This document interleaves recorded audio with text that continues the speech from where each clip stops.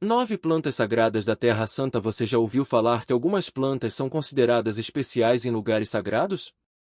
Na Terra Santa, uma região cheia de histórias religiosas, existem plantas que aparecem em livros antigos, como a Bíblia, e são usadas até hoje em rituais, remédios e até na cozinha.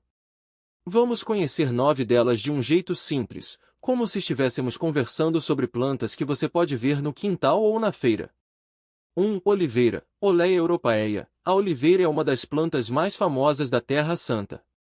Ela aparece em muitas passagens da Bíblia, como a história de Noé, quando uma pomba trouxe um ramo de oliveira para mostrar que as águas do dilúvio tinham baixado.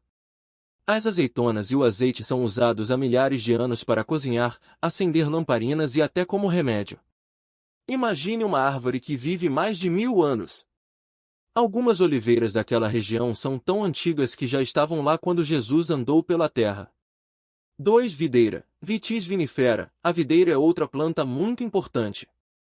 O vinho feito das uvas dela é usado em cerimônias religiosas e aparece em várias histórias bíblicas.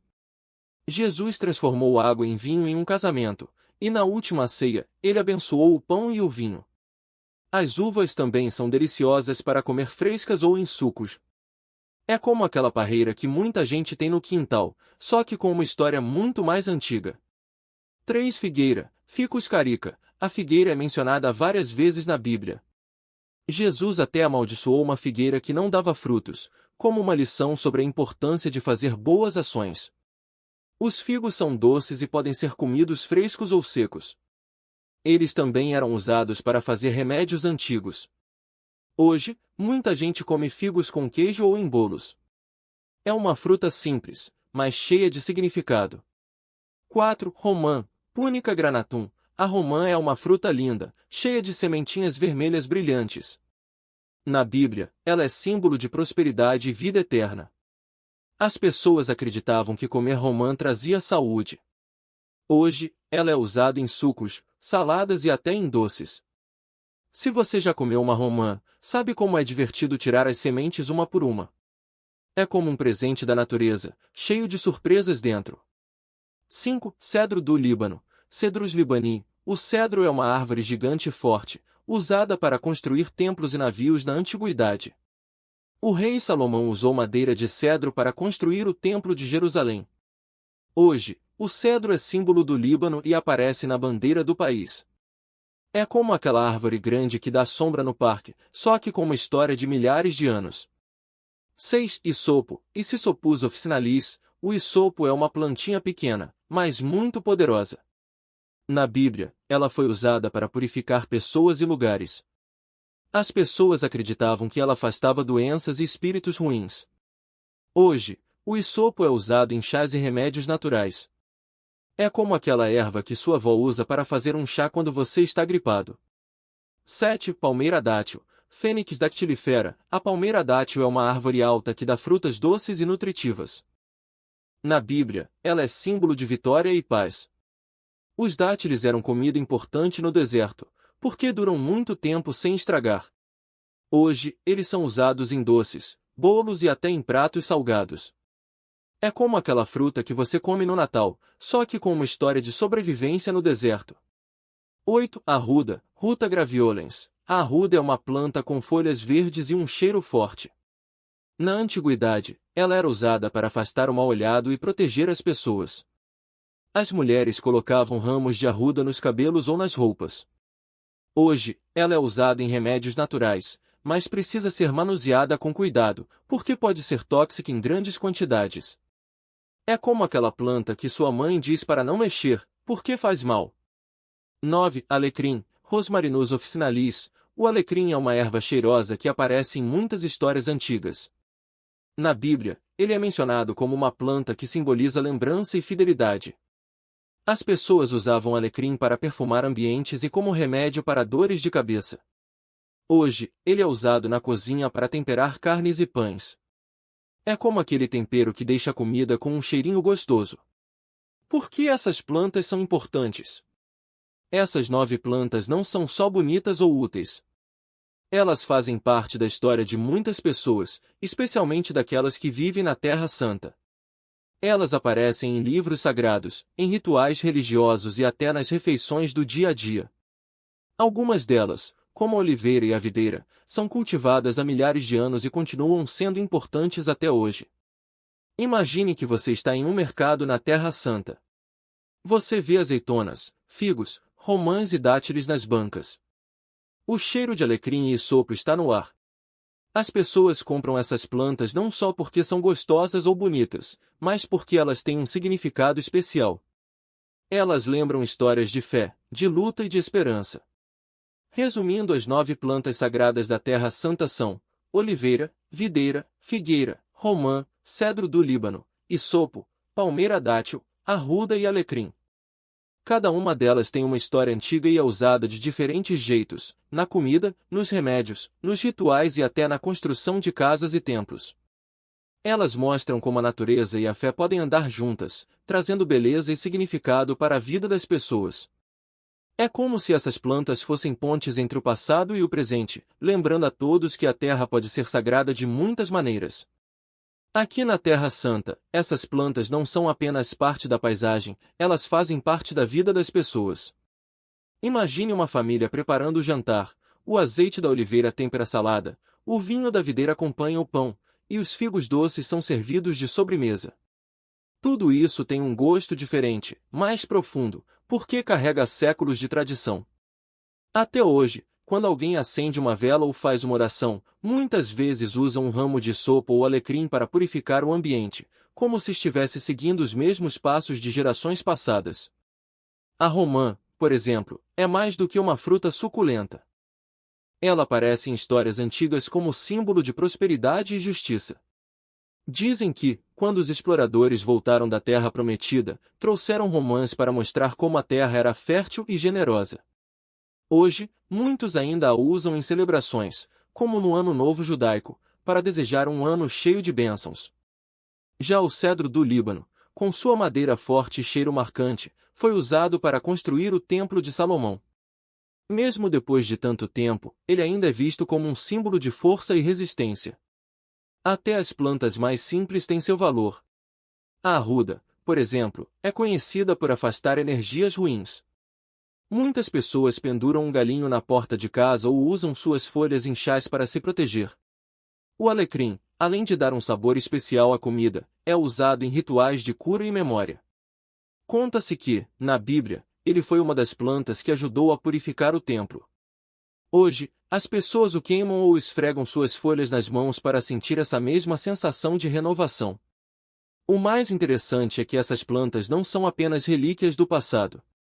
Elas continuam vivas no dia a dia das pessoas. Se você andar pelas ruas de Jerusalém ou Belém, vai ver oliveiras centenárias nos quintais, videiras trepando nos muros e romãzeiras carregadas de frutos. Os mercados ainda vendem sopo fresco e ramos de alecrim, como se fossem ingredientes essenciais para uma vida cheia de significado. Elas nos lembram que a fé não está só nos livros ou nas igrejas, mas também na terra, nas árvores e nas frutas que comemos. Cada planta conta uma história, e cada história nos conecta com algo maior.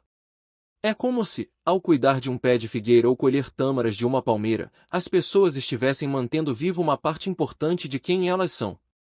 E, no fim das contas, isso é o que torna essas plantas tão especiais. Elas não são apenas sagradas, mas também companheiras do cotidiano.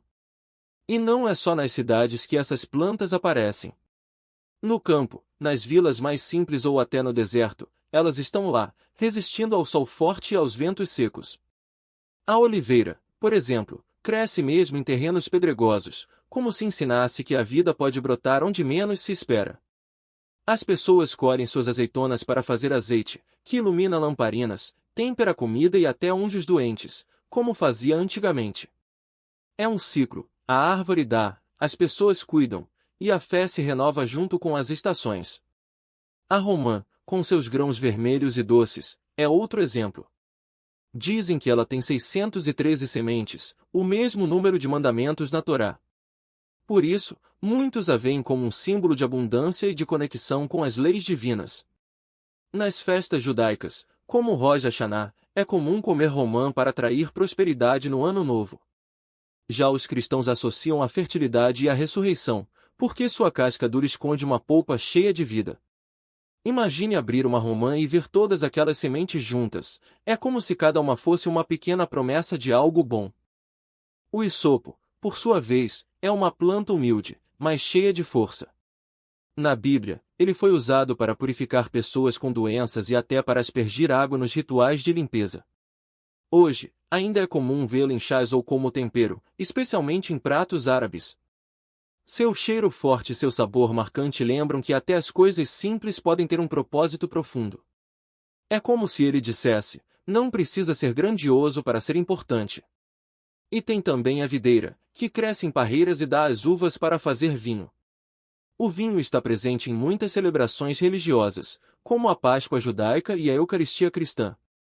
Mas não é só isso, a videira é um símbolo de união. Jesus, por exemplo, comparou a si mesmo a uma videira e seus seguidores aos ramos, mostrando que todos estão conectados. Quando você vê uma parreira carregada de uvas, é fácil entender essa ideia. Cada cacho depende do tronco para crescer, assim como as pessoas dependem umas das outras. Essas plantas também ensinam sobre paciência. Uma figueira pode demorar anos para dar frutos, e uma tamareira precisa de muito cuidado antes de produzir tâmaras doces. Mas quem espera é recompensado. É como a vida, às vezes, as coisas demoram, mas quando chegam, valem a pena.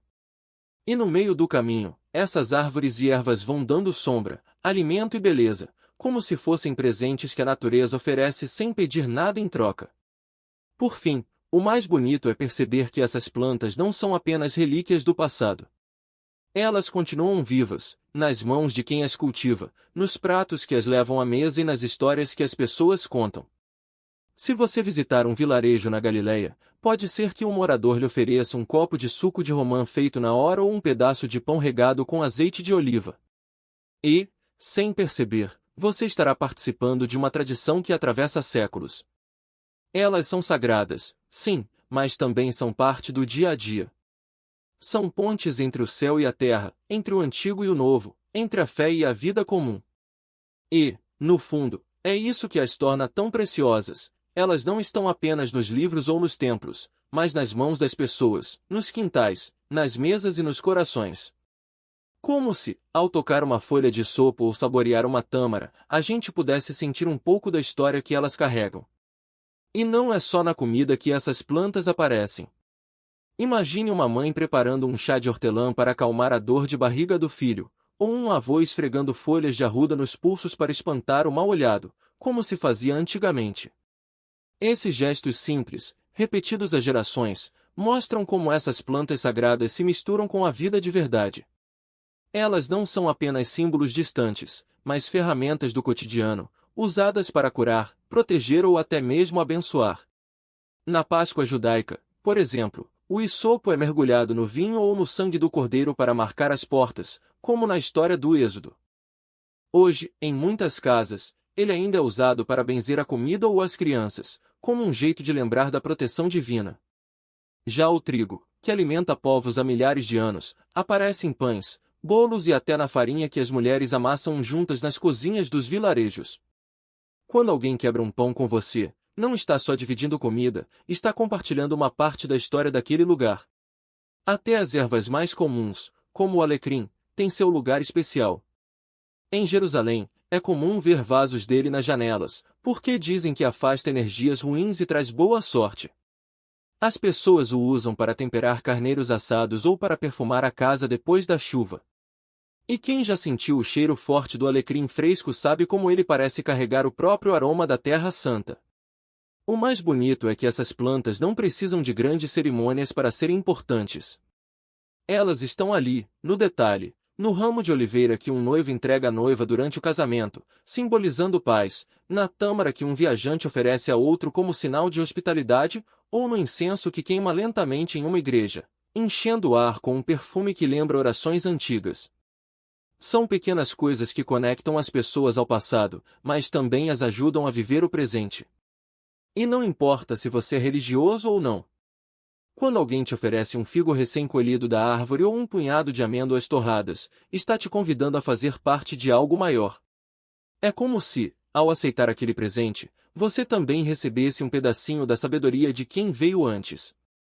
Afinal, essas plantas já viram impérios nascerem e caírem, já testemunharam guerras e celebrações, e mesmo assim continuam ali, firmes, como se dissessem: a vida segue, e nós seguimos com ela. Por isso, da próxima vez que você vir uma oliveira retorcida pelo tempo ou sentir o gosto doce de uma romã, lembre-se, não é só uma planta. É um pedaço de história viva, que cresce, floresce e se renova a cada estação. E, de alguma forma, ao cuidar dela ou simplesmente ao saboreá-la, você também está cuidando de uma tradição que não pode ser esquecida. E não são só as oliveiras, figueiras ou romãzeiras que carregam essa magia. Cada planta sagrada da Terra Santa tem sua própria maneira de nos contar histórias, de nos lembrar que a natureza e a fé andam de mãos dadas há milênios. Veja o alecrim, por exemplo. Ele não é só aquele tempero que usamos no churrasco ou na batata assada. Para quem viveu naquelas terras áridas, ele era um símbolo de proteção. As pessoas acreditavam que seu cheiro forte afastava energias ruins e até doenças. Imagine um pastor antigo colhendo um galinho de alecrim antes de sair para o campo, como quem pede uma bênção para o dia. Hoje, quando você passa a mão numa folha de alecrim e sente aquele aroma fresco, é como se estivesse recebendo um pouco dessa força antiga. Ou então o isopo, uma plantinha humilde que cresce em pedras e muros. Na Bíblia, ele aparece várias vezes como um instrumento de purificação. Era usado para borrifar água ou vinho em rituais de limpeza, como se dissesse: tudo que estava sujo, agora está novo. Até hoje, em algumas culturas, o isopo é queimado como incenso para limpar ambientes.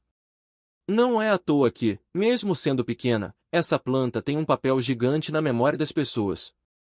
E o que dizer da videira? Ela é tão importante que aparece em parábolas, em promessas e até na última ceia. Uma parreira não dá uvas do dia para a noite, ela precisa de tempo, de cuidado, de poda. É como a vida, às vezes a gente precisa cortar o que não serve mais para crescer melhor. Quando você segura um cacho de uvas maduras, está segurando o resultado de meses de paciência. E o vinho feito delas? É como se cada gole guardasse um pouco da alegria e da comunhão daqueles que vieram antes. Até as plantas mais simples, como a hortelã ou o coentro, têm seu lugar especial. Elas eram usadas para temperar comidas, mas também para curar dores de estômago ou acalmar a mente. Uma xícara de chá de hortelã depois de uma refeição pesada não é só um costume, é um gesto que atravessou séculos. É como se, ao tomar aquele chá, você estivesse seguindo os passos de avós, bisavós e de todos aqueles que aprenderam que a cura muitas vezes está nas coisas simples. O mais bonito é que essas plantas não são relíquias do passado. Elas continuam aqui, no nosso dia a dia, mesmo que a gente nem sempre perceba. Quando você vê uma figueira no quintal de alguém, ou quando sente o cheiro de alecrim na cozinha, está vendo a mesma coisa que reis, profetas e camponeses viram há milhares de anos. Elas são como pontes, conectam o que fomos, o que somos e o que ainda podemos ser. Então, da próxima vez que você passar por um jardim, um mercado ou até mesmo por uma plantinha crescendo num vaso na janela, pare um segundo. Olhe com atenção. Talvez ali esteja uma dessas plantas sagradas, esperando para te contar uma história. E quem sabe, ao ouvir, você não descubra que também faz parte dela. E não é só na história ou na religião que essas plantas aparecem. Elas estão na nossa comida, nos remédios caseiros, nos rituais e até nas superstições que a gente ouve desde criança. Por exemplo, quem nunca tomou um chá de hortelã para acalmar a barriga depois de uma refeição pesada? Ou viu alguém pendurar um ramo de arruda atrás da porta para espantar mal-olhado? Esses gestos, que parecem tão simples, têm raízes antigas, passadas de geração em geração. A oliveira, por exemplo, é um símbolo de paz e resistência. Ela cresce devagar, mas vive séculos, aguentando sol forte e terra seca. Quando você vê uma oliveira carregada de frutos, está olhando para uma árvore que pode ter sido plantada pelo seu bisavô ou até por alguém muito antes disso. O azeite dela ilumina lâmpadas, tempera saladas e até serve para ungir pessoas em momentos especiais, como batizados e casamentos. É como se cada gota carregasse um pouco da força daquela terra e daquelas pessoas que cuidaram dela. O figo, por sua vez, é uma fruta que parece feita para ser compartilhada. Quando está maduro, ele se abre sozinho, como se dissesse: venha, pegue um pedaço. Na Bíblia, é comum ver pessoas descansando à sombra de figueiras, comendo seus frutos doces. Hoje, quando você come um figo fresco ou um doce de figo em compota, está saboreando o mesmo gosto que alimentou gerações antes de você. E não é só a fruta, as folhas da figueira também são usadas para embrulhar queijos ou até para fazer chás que ajudam na digestão. O alecrim, que muitos conhecem como tempero, é outra planta cheia de significados. Seu nome vem do latim rosmarinus, que quer dizer orvalho do mar, porque ele cresce bem perto do litoral, onde o vento traz o cheiro do oceano. Na antiguidade, as pessoas acreditavam que o alecrim fortalecia a memória. Estudantes gregos usavam coroas de alecrim na cabeça para ajudar nos estudos. Hoje, quando você coloca um galinho de alecrim na carne assada ou no pão, está usando um ingrediente que já foi considerado tão valioso que era queimado como incenso em templos. E o que dizer da romã? Essa fruta vermelha, cheia de sementes, é um símbolo de vida e fertilidade. Na tradição judaica, ela representa justiça, porque dizem que tem 613 sementes, o mesmo número de mandamentos na Torá. Já na cultura cristã, a romã aparece em pinturas como um símbolo da ressurreição, porque suas sementes brotam mesmo depois de a fruta apodrecer. Quando você abre uma romã e vê aquelas sementes brilhantes, é como se estivesse olhando para um tesouro escondido, cheio de histórias e significados. Essas plantas não são apenas coisas do passado. Elas estão vivas, crescendo ao nosso redor, esperando para serem notadas. Às vezes, a gente passa por elas sem dar importância, como se fossem apenas mais um detalhe na paisagem. Mas quando paramos para observar, percebemos que elas têm muito a nos ensinar. Podem ser um lembrete de que a natureza é generosa, de que as tradições têm valor ou simplesmente de que a vida é feita de pequenos gestos, como regar uma planta, colher um fruto ou preparar um chá para alguém que está doente. Então, da próxima vez que você estiver no mercado e ver uma romã, um ramo de alecrim ou um pote de azeite, pense nisso. Você está segurando algo que já foi sagrado, que já alimentou, curou e inspirou milhões de pessoas. E agora, de alguma forma, faz parte da sua história também. Quem sabe, ao levar uma dessas plantas para casa, você não esteja trazendo um pedacinho daquela terra antiga para o seu dia a dia. Afinal, as coisas mais simples muitas vezes são as que carregam as maiores lições.